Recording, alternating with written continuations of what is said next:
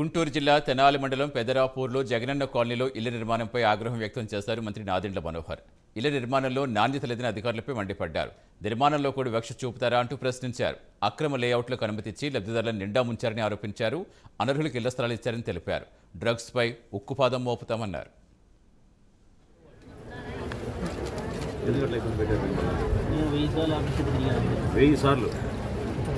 ఇప్పుడు ఇలా మనోహర్ గారు మీటింగ్ పెట్టారు, అందుకని చెప్పి ఆయన దృష్టిలో తీసుకెళ్దామని చెప్పి నేను చెప్తున్నాను సార్.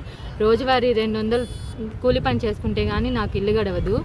అలాంటిది నేను ఇంకా 3000 అంటే అద్దె కట్టలేను సార్. అందుకని చెప్పి నాకు సొంత ఇల్లు కావాలని చెప్పి నేను మీతో మీడియా వాళ్ళ ద్వారా సహాయం తీసుకొని మీతో చెప్తున్నాను సార్. ఇలా న్యాయం చేయాలని చెప్పి కోరుకుంటున్నాను సార్. వెళ్ళాలి. నేను జీవన 200 సంపాదించుకొని బతికేదాన్ని సార్. వీళ్ళు పార్టీ తరఫున వాళ్ళకి ఉన్నోళ్ళకే స్థలాలు ఇచ్చారు, వాళ్ళే 2 స్టేర్లు ఇల్లు కట్టుకుంటున్నారు సార్. నాకైతే స్థలం లేదు, ఏం లేదు సార్. నేను పాపను వేసుకొని ఉండాలి సార్. మా భర్త చనిపోయి ఉన్నారు.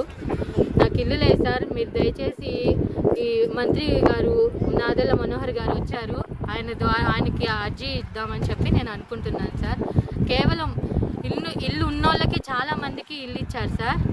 చాలా ఉన్నోళ్ళకి ఇచ్చారు సార్. 3 స్టేర్లు కట్టుకుంటారు.